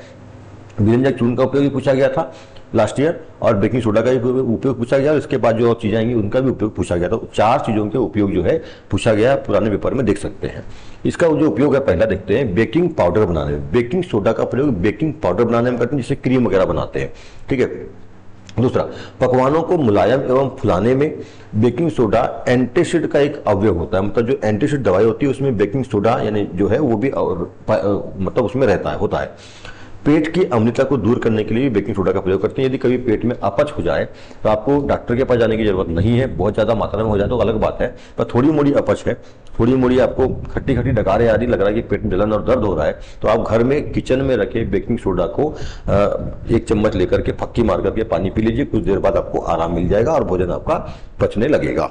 चौथा पदार्थ है धोने का सोडा या धावन सोडा, इसको बोलते हैं। धोने का मतलब कपड़े धोने का सोडा या धावन सोडा। इसका रासायनिक नाम होता है सोडियम कार्बोनेट। सूत्र होता है इसका Na2CO3। Na2CO3 सूत्र होता है इसका। इसको वॉशिंग सोडा भी कहते हैं। धोने का सोडा, धावन सोडा या वॉशिंग सोडा, और इसका जो रासायनिक नाम होता है सोडियम कार्बोनेट। सूत्र होता है इसका Na2CO3। सोडियम क्लोराइड से सोडियम हाइड्रोजन कार्बोनेट यानी बेकिंग सोडा बनता है। देखो, सोडियम यानी नमक से क्या बनता है? बेकिंग सोडा, जो हमने पहले पढ़े, यानी खाने का सोडा बनता है। इस बेकिंग सोडा यानी खाने के सोडे को गर्म करने पर सोडियम कार्बोनेट अर्थात धोने का सोडा बनता है। खाने के सोडे को गर्म करके धोने का सोडा बनता है, ये ध्यान रखिएगा। ठीक है, रिएक्शन देखते हैं। रिएक्शन देखिए, यह है आपका सोडियम हाइड्रोजन कार्बोनेट, मतलब बेकिंग सोडा यानी खाने का सोडा। सोडियम हाइड्रोजन कार्बोनेट, जिसको अपन सोडियम बाई कार्बोनेट भी बोलते हैं, sodium hydrogen carbonate. Baking soda यानी खाने का सोडा, ये बेकिंग सोडा मतलब खाने का सोडा। इसको क्या करेंगे? गर्म करेंगे। देखिए, ये गर्म कर रहे हैं। यहाँ पे गर्म करने पर सोडियम कार्बोनेट मतलब धोने का सोडा, इसको धावन सोडा यानी कपड़े धोने का जो सोडा होता है, अपमार्जक जिसको बोलते हैं, ठीक है, वो बनता है सोडियम कार्बोनेट, और जल निकलेगा, कार्बन डाइऑक्साइड गैस निकलती है। तो खाने के सोडे को गर्म करने से क्या बनता है? धोने का सोडा बनता है। सिंपल बात याद रखेंगे। तो ये इसका रिएक्शन हो गया। आगे चलते हैं। धोने का सोडा क्रिस्टल होते हैं। अच्छा, क्रिस्टल होते हैं। यह एक क्षारकीय लवण होता है। जो धोने के सोडे के उपयोग 2019 में 2023 में पूछे गए हैं। ठीक है, 4 उपयोग यहाँ पे अपन देखेंगे। पहला, कांच, साबुन एवं कागज बनाने में, कांच, साबुन और कागज बनाने में, घरों में कपड़े एवं सामानों की साफ सफाई करने में, बोरेक्स बनाने में, और जल की कठोरता को दूर करने में। यानी कोई जल कठोर है, कठोर जल का मतलब ठंडा जल, और उसको दूर करने का मतलब गर्म करना है। तो जब किसी जल में जल की कठोरता को दूर करना मतलब ठंडा जल जो होता है वो कठोर जल कहलाता है, और गर्म जल जो होता है वो मृदु जल यानी पतला जल कहलाता है। ये तो जब हम कपड़े को धुलने के लिए जल में, सामान्य जल में जो होता है सामान्य जल, उसमें जब इसको मिलाते हैं, पाउडर को मिलाते हैं, कौन सा पाउडर? धोने का सोडा जो है उसको मिलाते हैं, तो वो जब घोलते हैं तो उसमें उष्मा निकलती है, और जब उष्मा निकलती है तो वो पानी को थोड़ा सा गर्म कर देती है, बहुत ज्यादा नहीं, थोड़ा सा गर्म कर देती है, और पानी कैसा हो जाता है? कठोर था, ठंडा पानी कठोर था तो वो मृदु हो जाता है, जिससे कपड़े अच्छे से साफ हो जाते हैं। जो पानी है गर्म होने के बाद कपड़ों के अंदर, यानी जो कॉटन है, कपड़े जो है कॉटन यानी कपास से बनते हैं, तो कपड़े के अंदर तक चल जाता है, और जो मैल जो होता है उसको साफ करता है। ठीक है, तो धोने के सोडे का प्रयोग जो है जल की कठोरता को दूर करने के लिए भी करते हैं। मतलब जल में जब इसको घोलते हैं तो जल थोड़ा सा गर्म हो जाता है। यदि मान लीजिए जल का टेम्परेचर 27 अंश सेल्सियस है तो वो 28-29 ऐसा हो जाएगा। बहुत ज्यादा गर्म नहीं होता है, 1-2 अंश सेल्सियस की वृद्धि होती है, जिससे जो पानी है पहले की तुलना में पतला हो जाता है, तनु हो जाता है, मृदु हो जाता है, और वो मैल जो होता है कपड़े में उसको अच्छे से साफ कर पाता है। ठीक है, तो ये इसके उपयोग हुए। आगे चले, 5वां जो पदार्थ है वो है प्लास्टर ऑफ पेरिस, जिसको पीओपी बोलते हैं। प्लास्टर ऑफ पेरिस का शॉर्ट नेम है पीओपी। ठीक है, P4 प्लास्टर, O4 ऑफ, और P4 Paris, plaster of Paris. ठीक है, क्या होता है ये?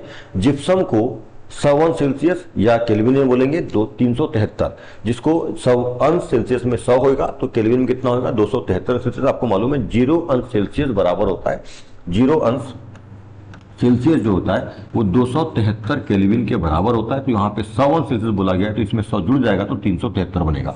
तो आप 100 सेल्सियस बोलिए या 373 केल्विन बोलिए, पर गर्म करने पर यह जल के 1.5 अणु, मतलब 1 से 1/2 मतलब 1.5 अणुओं को त्याग कर कैल्शियम सल्फेट अर्ध हाइड्रेट बनाता है। कैल्शियम सल्फेट अर्ध हाइड्रेट, कैल्शियम सल्फेट के साथ में आधा जल, अर्ध हाइड्रेट मतलब आधा जल बनाता है। इसे ही प्लास्टर ऑफ पेरिस पीओपी कहते हैं। इसका अणुसूत्र यानी जो सूत्र होता है वो क्या होता है, इसका प्लास्टर ऑफ पेरिस का जो सूत्र होता है वो क्या होता है, CaCO4। CaSO4 मतलब कैल्शियम सल्फेट इनटू हाफ जल, आधा जल। ठीक है, नाम क्या है, कैल्शियम सल्फेट अर्ध हाइड्रेट, कैल्शियम सल्फेट आधा हाइड्रेट मतलब जल। ये होता है सूत्र पीओपी का। ठीक है, ध्यान रखेंगे ये जो सूत्र है किसका है, पीओपी का सूत्र होता है।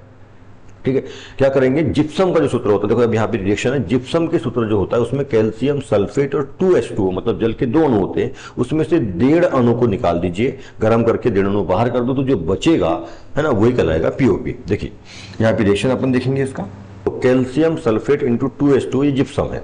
कैल्शियम सल्फेट के साथ में जल के 2 अणु रहेंगे तो ये जिप्सम कहलाता है। इसको गर्म करिए 100 सेल्सियस पर या 373 केल्विन पर गर्म करेंगे, तो 2 जल के अणु में से 1.5 जल के अणु जो है अलग निकल जाएंगे, और 2 में से 1.5 निकल गए तो आधा साथ में बचा रहेगा। तो कैल्शियम सल्फेट अर्ध हाइड्रेट, कैल्शियम सल्फेट इंटू आधा, हाफ H2O, ये साथ में कहलाता है POP, plaster of Paris. Plaster of Paris के उपयोग क्या है, पहला टूटी हुई हड्डियों को सही जगह पर स्थिर रखने में इसका प्रयोग करते हैं। देखो प्लास्टर ऑफ पेरिस का प्रयोग टूटी हड्डियों को जोड़ने में नहीं करते, टूटी हड्डियों को जोड़ने के लिए दवाइयों का प्रयोग होता है, दवाइयां जोड़ती है पर वो सीधी बनी रहे, ऐसी एक दूसरे मतलब हिले ना और बिल्कुल जुड़ी रहे एक दूसरे के साथ, इसलिए इसके ऊपर जो प्लास्टर लगाते हैं वो प्लास्टर ऑफ पेरिस का ही होता है। ठीक है, प्लास्टर। दूसरा, खिलौने बनाने में, सजावट के सामान बनाने में और सतह को चिकना करने में। अपन घरों में दीवारों पर या ऊपर जो अपना जो सीलिंग है उसमें जो चिकना करने के लिए जो पुट्टी या पीओपी करते हैं, पुट्टी पीओपी अलग होता है ना, पुट्टी अलग होता है, पीओपी अलग होता है। तो पुट्टी भी कराते हैं कुछ लोग, पीओपी कराते हैं, तो पीओपी जो है उसका भी प्रयोग करते हैं अपन घरों को या सतहों को चिकना बनाने के लिए। ठीक है, आगे देखते हैं। अच्छा, यहाँ कुछ नोट है। प्लास्टर ऑफ पेरिस में, पेरिस से जिप्सम और जिप्सम से प्लास्टर ऑफ पेरिस बनता है, मतलब एक दूसरे से बनते हैं। ये जो जिप्सम है वो पीओपी से बनता है, पीओपी जो है जिप्सम से बनता है। दूध का पीएच मान 6 होता है, ध्यान रखिएगा। और दही में लैक्टिक अम्ल होता है, और लैक्टिक का मतलब चिपचिपा। तो कोई भी पदार्थ जो चिपचिपा होता है, अम्लीय प्रकृति का है, चिपचिपा समझ जाना, उसमें लैक्टिक अम्ल है। जैसे दही जो होता है ना, देखेंगे दही खट्टा होता है मतलब उसमें कोई ना कोई अम्ल है, और चिपचिपा होता है तो लैक्टिक अम्ल होता है उसमें, ध्यान रखिएगा। ठीक है, तो दूध में लैक्टिक अम्ल होता है, सॉरी दही में, और दूध का पीएच मान 6 होता है। अब छठवा जो है, छठवा और अंतिम जो पदार्थ है उसके बारे में बात करते हैं, और वो है जिप्सम। जिप्सम क्या होता है, तो प्लास्टर ऑफ पेरिस की क्रिया जल से करने पर जिप्सम बनता है। जिप्सम में कैल्शियम सल्फेट के साथ जल के 2 अणु होते हैं, जो अभी सामने देखा रिएक्शन में। देखिए यहाँ पर देखिए, इसके पहले हमने पढ़े थे पीओपी। पीओपी कैसे बनता है, पीओपी जो है वो जिप्सम से 1.5 अणु जल का निकालने पर जो बचता है वो बनता है पीओपी। अब पीओपी में उल्टा कर दीजिए, अब पीओपी में जल के 1.5 अणु जोड़ दीजिए। पीओपी मतलब कैल्शियम सल्फेट आधा H2O, कैल्शियम सल्फेट अर्ध हाइड्रेट में 1.5 अणु जोड़ दीजिए, तो ये आधा अणु जल का और ये 1.5 अणु बन जाएगा 2 अणु, कैल्शियम सल्फेट इंटू 2H2O क्या बन जाएगा, जिप्सम बन जाएगा। जो रिएक्शन अपन ने ऊपर किया था उसी रिएक्शन को उल्टा कर दीजिए। पीओपी में ये वाला जो भाग था, यहाँ जो उत्पाद है वो अभिकारक में था, जो अभिकारक है उत्पाद में था, यहाँ पे उसको उल्टा कर दिया है। ठीक है, यहाँ पे पीओपी के साथ में 1.5 अणु जोड़ दीजिए तो क्या बनेगा, जिप्सम बनेगा। ठीक है, इस तरह से बन जाता है। तो पीओपी से जिप्सम और जिप्सम से पीओपी बनता है। इसके उपयोग देख लेते हैं, जो कि 2022 में बोर्ड परीक्षा में आपको पूछे गए। 2022 में जिप्सम के उपयोग खिलौने बनाने में और सजावट के सामान बनाने में इसका प्रयोग करते हैं। ठीक है, अब आते हैं प्रश्नों पर। अभ्यास के प्रश्न है, ये अंतिम चल रहा है, अंतिम अभ्यास के प्रश्न है। 5वां प्रश्न है कैल्शियम, सॉरी 5वां नहीं, हाँ अभ्यास का 5वां प्रश्न है ये। कैल्शियम सॉरी CaOCl2 जो कि व्यंजक चूर्ण है, यौगिक का प्रचलित नाम क्या होता है। अच्छा, ये 19 में नंबर ने पूछा था, CaOCl2 यौगिक का नाम क्या है। तो ये जो यौगिक है इसका प्रचलित नाम है व्यंजक चूर्ण, इसको अपन ब्लीचिंग पाउडर बोलते हैं। यह किसी भी पदार्थ के रंग को उड़ा देता है, ब्लीच कर देता है, विरंजक कर देता है। ठीक है, 6वां क्वेश्चन देखिए, उस पदार्थ का नाम बताइए जो क्लोरीन से क्रिया करके विरंजक चूर्ण बनाता है। तो कैल्शियम हाइड्रोक्साइड या चूने का जो पानी होता है, इसको बुझा हुआ चूना भी बोलते हैं, सूत्र होता है CaOH होल ट्वाइस। ये पदार्थ जो है क्लोरीन से क्रिया कराएंगे तो क्या बनाता है, विरंजक चूर्ण बनाता है। इसको हमने विरंजक चूर्ण में सामने पढ़े भी थे। प्रश्न नंबर 7, कठोर जल को मृदु करने के लिए किस सोडियम यौगिक का उपयोग किया जाता है। कठोर जल को मृदु करने के लिए सोडियम कार्बोनेट का या धोने का सोडा, अच्छा दोनों का कर सकते हैं, सोडियम कार्बोनेट या धोने का सोडा, सोडियम कार्बोनेट का प्रयोग भी कर सकते हैं या धोने के सोडा का प्रयोग भी कर सकते हैं। ठीक है, तो मुख्यतः धोने के सोडा आपने पढ़ा था, इसका मुख्यतः प्रयोग होता है। अब देखिए आगे, समान कोई वस्तु समान होना, सामान, अच्छा यहाँ पे देखो बच्चे ने शब्द लिखा है समान। समान और सामान अलग चीज होती है, समान और सामान। तो समान का मतलब कोई भी वस्तु का समान होना, किसी भी वस्तु का समान होना, एक जैसा होना समान कहलाता है। सामान यानी वस्तु होता है, सामान मतलब गुड्स यानी वस्तु होता है। प्रश्न नंबर 8 देखिए, सोडियम हाइड्रोजन कार्बोनेट के विलयन को गर्म करने पर क्या होगा, इस अभिक्रिया के लिए समीकरण देना है। सोडियम हाइड्रोजन कार्बोनेट के विलयन को, तो सोडियम हाइड्रोजन कार्बोनेट ये है, यहाँ पर इसके दो अणु रहेंगे, इसको गर्म करेंगे ना, उसमें उष्मा देंगे तो सोडियम कार्बोनेट बनता है और जल और कार्बन डाइऑक्साइड बनता है। ठीक है, ये इसका रिएक्शन हो जाएगा। 9वां प्रश्न, प्लास्टर ऑफ पेरिस की जल के साथ अभिक्रिया के लिए रासायनिक समीकरण दीजिए। ये हमने पहले भी पढ़ा है, देखो ये प्लास्टर ऑफ पेरिस मतलब POP है, कैल्शियम सल्फेट अर्ध हाइड्रेट 1.5 जल के अणु से क्रिया करा देंगे तो क्या बनता है, जिप्सम बनता है। ये हमने ऊपर भी रिएक्शन किया। अब आते हैं मेन अभ्यास के क्वेश्चन में। तो इसमें अभ्यास में जो है, यहाँ 7वां क्वेश्चन देख रही है, उसके ऊपर के जो 6 क्वेश्चन है वो 1 नंबर वाले क्वेश्चन थे, ऑब्जेक्टिव वाले, उसको हमने पुस्तक में हल करा दिया है। यहाँ पे हमने नहीं लिखा है उसको, तो आप पुस्तक से उसको देख लीजिएगा। और जो क्वेश्चन है, जो प्रमुख क्वेश्चन है जो आ सकते हैं, है ना, आपके जो बाकी क्वेश्चन अभ्यास के, वो यहाँ पे देखिए। प्रश्न नंबर 7, आश्रित जल विद्युत का चालक क्यों नहीं होता जबकि वर्षा का जल होता है। ठीक है, ये प्रश्न है और इंपॉर्टेंट प्रश्न है। आश्रित जल में हाइड्रोजन यानी H+ आयन नहीं होते हैं, ये आयन ही विद्युत के वाहक होते हैं, इसलिए आश्रित जल विद्युत का चालक नहीं होता, यानी विद्युत चालन नहीं करता है। जबकि वर्षा के जल में कुछ अम्ल की मात्रा होती है, जो जैसे अम्लीय वर्षा के बारे में पढ़े थे हमने, तो वर्षा के जल में कुछ बहुत कम होती है पर होती है अम्ल की मात्रा, जो H+ आयन देती है, इसलिए वर्षा का जल विद्युत का चालक होता है, मतलब विद्युत का चालन करता है। ठीक है, 8वां क्वेश्चन, जल की अनुपस्थिति में अम्ल का व्यवहार अम्लीय क्यों नहीं होता है। बड़ी अच्छा क्वेश्चन, जो कि मैंने सामने भी आपको समझाया हुआ है कि जल की अनुपस्थिति में यदि किसी भी अम्ल में जल नमी आर्द्रता नहीं होगी तो वह अम्लीय व्यवहार नहीं दर्शाएगा। क्यों नहीं दर्शाएगा, क्योंकि वह H+ आयन ही नहीं देगा। कोई भी अम्ल H+ आयन कब देता है, जब वो जलीय विलयन रूप में होता है, जब टूट करके H+ आयन देता है। देखो आंसर देखिए, जल की अनुपस्थिति में अम्ल H+ आयन नहीं देते, जो कि अम्लीय व्यवहार के कारक होते हैं। मतलब अम्लीय कोई भी जल अम्लीय व्यवहार कब दर्शाता है, जब वो H+ आयन देता है। इसलिए जल की अनुपस्थिति में अम्ल का व्यवहार अम्लीय नहीं होता है। मतलब कोई भी अम्ल अम्लीय व्यवहार कब प्रदर्शित करेगा, जब वो जल में घुलेगा, जल में टूटेगा, तब और H+ आयन देगा, तब उसका व्यवहार जो है अम्लीय होता है।